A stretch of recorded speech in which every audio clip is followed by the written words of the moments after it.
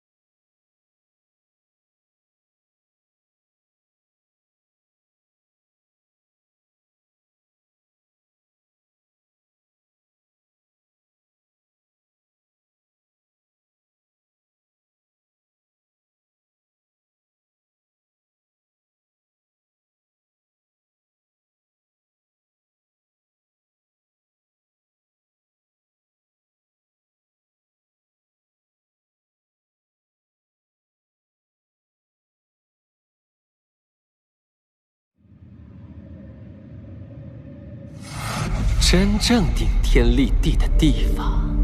你这个小王八蛋搞什么？干嘛跑回来？因为我知道了，城的意思。嗯？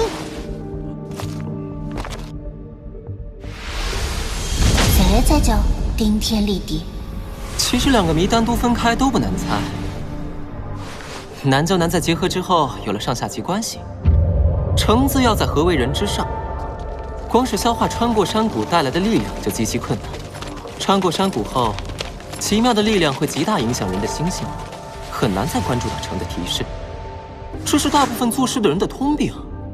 理论上应该做到100分，但我们会被各种外在因素干扰，比如环境不允许啊，能力还不够之类的，最终接受80分的预期，甚至我们会为了60分的结果庆幸。而这里的主人却不是这么认为的，至少在何为人这件事上，他只接受100分。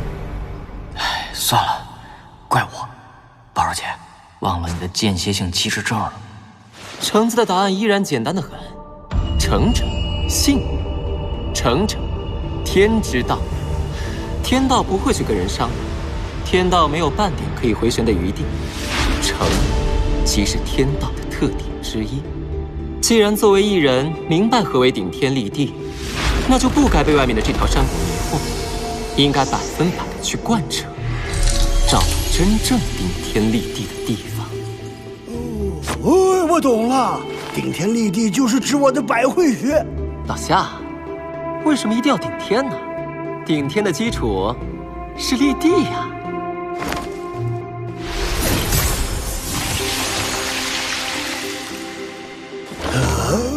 婆婆，你们从没试过这里吧？这原来是这样。对，就是这样。顶天立地，顶天之穴就是头顶百会穴，那所谓的立地，自然就是它了。顺足少阴肾经贯通人体，开口朝下，又名无顶之洞，涌泉穴。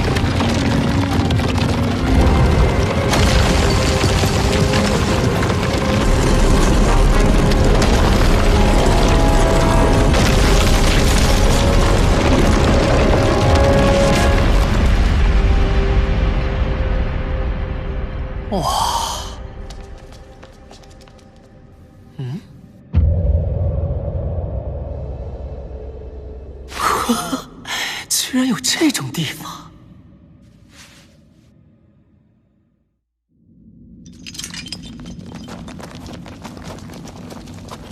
毫无疑问，这就是顶天立地的答案。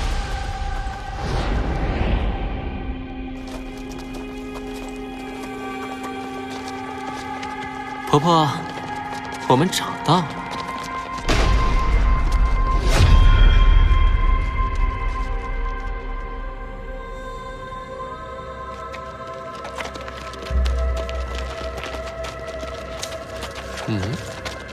什么呀？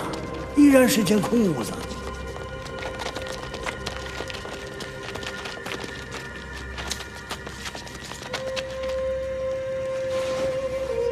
你们看，那边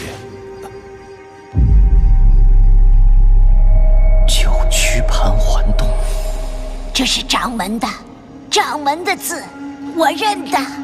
喂，你们来看看，这面墙上刻着东西，后来被抹去了。这里也有，这里也是，是字。仔细看，这石洞表面相当大的部分都被打磨过。哎，这里有完整的字，此法珍珠妙更真，都缘我独异于人，自知颠倒有理坎，谁识沉浮定主宾，金鼎玉柳珠里拱，玉池仙下水中银。神玉都，哎，这不是那个张伯端，紫阳山人。张伯端，紫阳山人又是谁？哟，金凤儿，你们这些先天的真是……张伯端，人称悟真先生或紫阳山人，南派丹法的祖师。您这样的先天异人不知道并不奇怪，但是后天修炼的要是不知道他，相当于木匠不知道鲁班，对吧，小张同学？张伯端嘛，知道，老张嘛，这我真不知道。如果这里的主人是传说中的紫阳山人的话，那一个人造出这里的一切，并非是不能想象的。原来如此，掌门一直想让我自己寻找到的答案。这里的主人原来是这么一位了不起的异人。也对也不对，张伯端确实是答案，但这答案的背后还有一些信息是掌门要传达的。婆婆，你觉得吴根生为什么要修改外面山谷的纹路？为什么？掌门做事，我们从来猜不透。老夏，你觉得把悟真篇全篇刻上需要多大地方？大概这面就够了。但是你们看看，这整个石洞到处都是雕刻的痕迹，再结合那九曲盘桓洞，吴根生分明是在否定紫阳山人。不愧是掌门，连传说中的丹祖都不放在眼里。掌门否定紫阳山人什么了？就是这个九曲盘桓洞，这也是出自一个故事。修行路上的师徒四人经过一个叫玉华的地方，这玉华城主对师徒四人甚是虔诚恭敬，于是三个徒弟就把自己的神通传给了城主的三个儿子。这件事惊动了此地的一窝狮子精，这群狮子精的老祖就居住在九曲盘桓洞，号称九灵元圣。九灵元圣，你的意思是这里是妖精住的地方？不，关键是九灵元圣这个名字。九灵即为九天，也能理解为九阳。而有趣的是，这个元圣被称为圣的有不少，但被尊为至圣的只有一位大成至圣仙师。而这位大成至圣仙师所极力推崇的就是元圣，只有元圣才配叫做师之祖。而故事中也借广目天王之口对猴子讲出了祸端的根源。大象因你欲为人师，所以惹出这一窝狮子来也。这九曲盘桓的故事是为了警醒后来修行之人，不要乱为人师。这里的设计初衷大概是要筛选这样的人，要有足够的运气或机缘了解到这里和这里的谜题，然后这个人还要有足够的诚的品质，最终合格的人才能够到达这里。接受刻在石洞上的信息。小东西啊，你是说掌门破解这里的谜题之后，认为子阳这种传达信息的方式太过草率，所以擦掉洞中所刻？对，你们觉得这山谷神奇吗？神奇啊，随便走一遍就能通了周天，这匪夷所思的程度，不下于巨灵潜将跟神机百炼了。而无根生只是修改了这里，洞里的他可彻底抹了。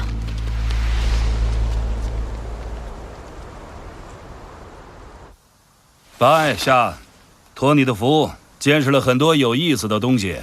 再有这种事，联系。知道了，知道了。哼，这怪人。行了，这次怎么说也辛苦你们几个了，我替金凤谢谢你们。咱们就在这儿分手吧。婆婆，我还会拜访您的，一定。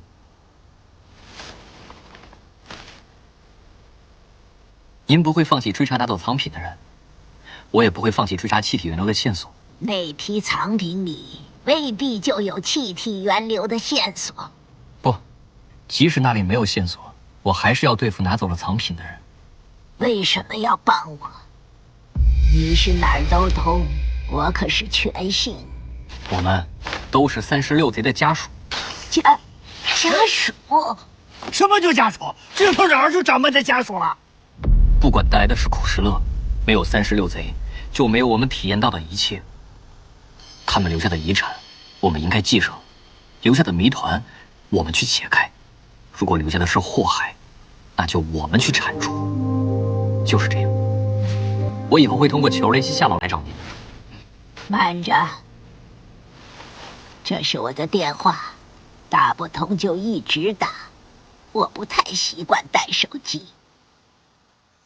我他妈就快端出来，那小子不地道，你别听他忽悠。金凤，你怎么就是掌门的家属了？那我咋算？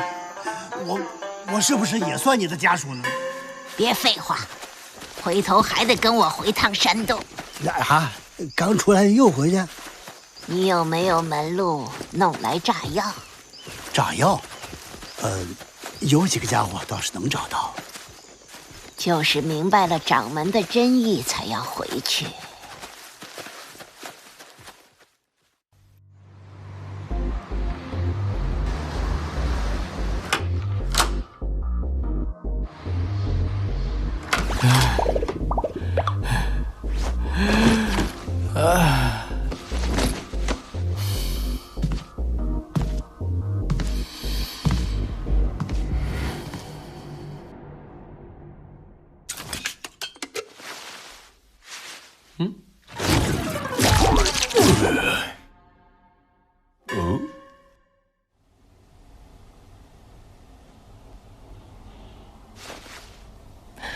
宝儿姐，伤得怎么样？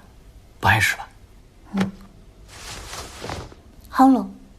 好了？怎么受的？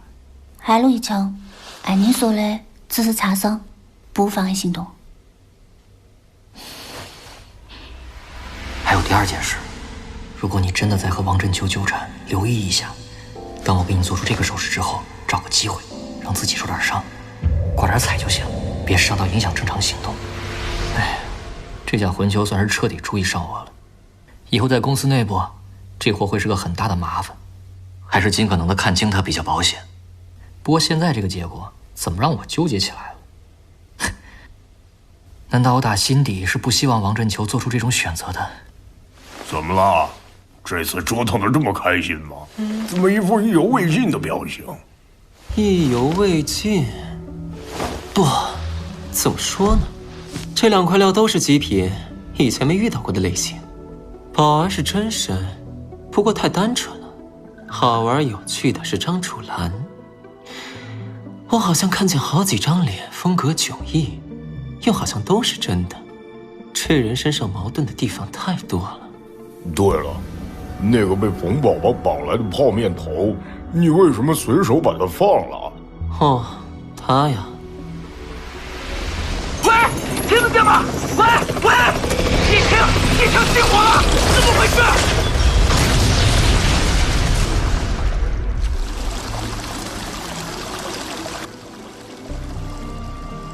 除散功，其实我放不放他，结果应该都一样。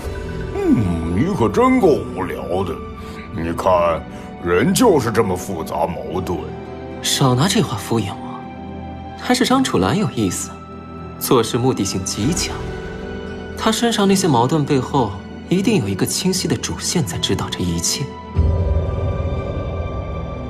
好想把这家伙剖开。这货要真是个混球的话，我倒是轻松多了。这货的腐皮烂肉里面，包裹着一根怎样的伎俩？用了金光咒还是雷法？都用了。很糟糕吗？死不了，但不好治了。哎，跟你比不了啊！挨了一枪，一晚上就没事了。不是一晚上，当时就没得事了。对了，我冲进去之后都发生什么了？不晓得。不知道。那个女的冲上来抱住了我，然后伸出了一只手。手？对，一只蓝色的手。我的头好痛，我只记得上次这么痛是很多年前的时候了。等我疼痛缓解，没注意到时，他已经死了。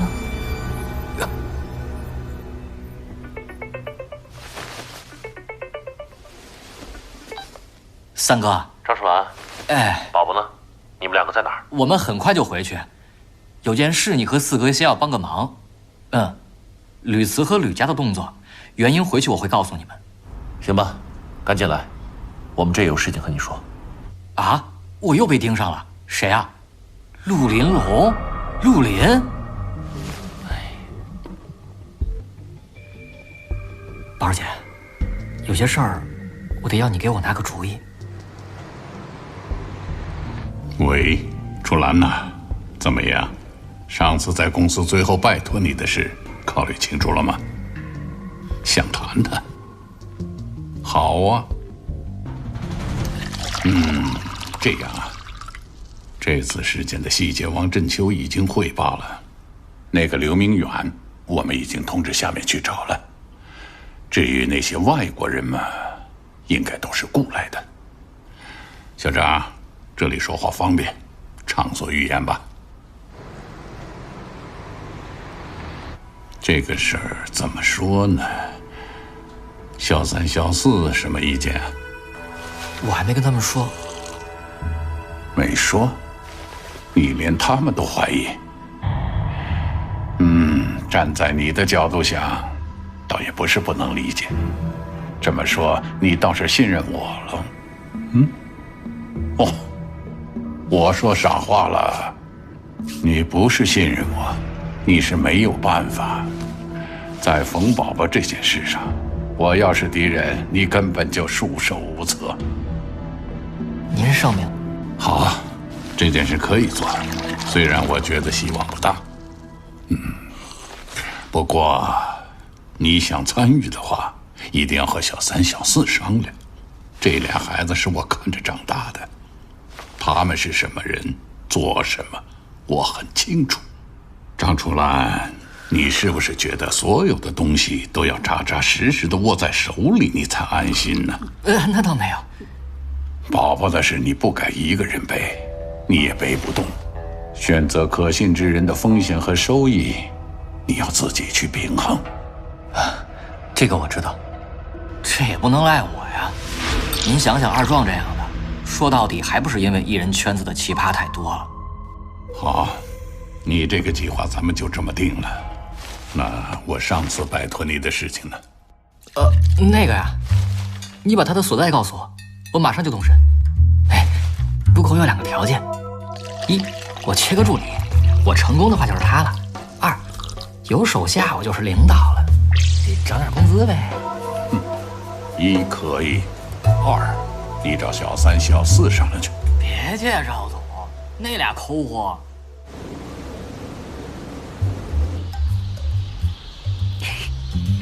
来来，小师傅给我看看。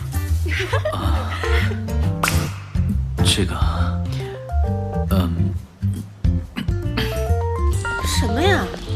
连什么也没说出来。就是这样才可爱啊！人家哪是问事儿，分明就是一副要吃人的样子。大师啊，我最近有点背，您给算算呗。宝儿姐，搂住了，别让他溜了！撒手，郑楚兰，让这个什么宝的撒手！哇，还这么嚣张啊！张灵玉，你这个天师府弃徒！龙虎山分别才多久啊？你挺能折腾啊，居然混到被逐出师门了。张灵玉，师爷他老人家下山是以一人之力扫荡全境这帮妖魔鬼怪，你倒好，人也下山了，却和刮骨道义祸根苗联手，与准许协助师爷剿除全境的人大战了一场。